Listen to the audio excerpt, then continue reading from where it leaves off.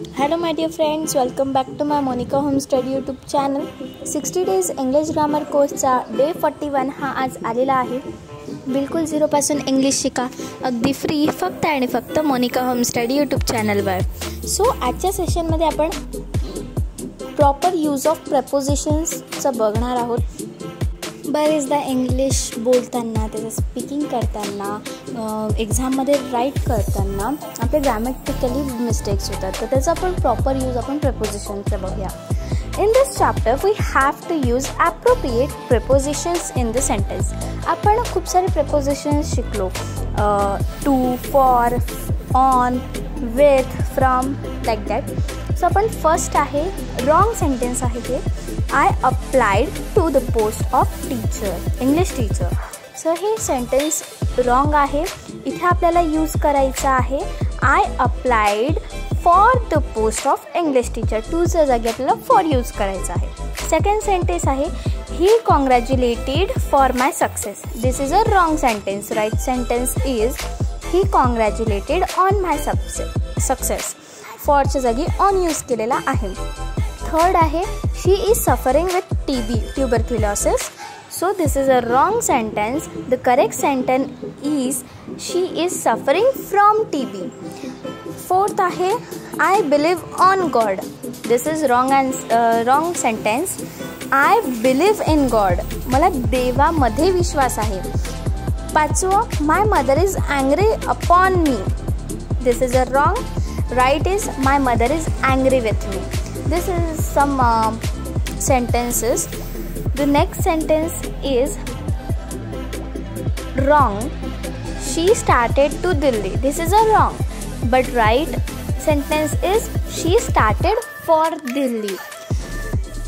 Seventh is he went for Delhi. This is a wrong and the right is he went to Delhi. Start सोबत for लावावे व गो आणि went सोबत to लावावे. Start असेल तर त्याच्यानंतर आपल्याला फॉर लावायचं आहे आणि गो किंवा वेंट असेल त्याच्यानंतर आपल्याला टू लावायचं आहे. आपण इथे दोन एक्झाम्पल्स बघितलेच. सातवा आहे आठवा आहे I have been teaching English since 5 years. This is a wrong. Right answer is I have been teaching English for 5 years. सीन्सच्या जागी आपण फॉर यूज केला. नाइन्थ आहे she has been here for 1989. Wrong आहे हे. राईट आहे she has been here since 1989. Tenth आहे Amit is senior than Sachin. Is wrong. Amit is senior to Sachin is right. 11th आहे दिस cloth is superior than that. It is a wrong. Right sentence is this cloth is superior to that. दॅनच्या जागी आपण to use केलेला आहे. 12th आहे this problem is major than that. Right answer is this problem is major to that. जर वाक्यात senior, junior, major, superior, inferior, mirror इत्यादी शब्द जर वाक्यात आले तर त्यासमोर दॅनच्या ऐवजी टू लावावे. 13वा आहे the bird flu about my head. It is a wrong. Right is the bird flew over my head. 14th आहे my mother arrived in the morning of 13th. Right answer is my mother arrived on the morning of 13th. म्हणजे इनच्या जागी आपल्याला on use करायचा आहे.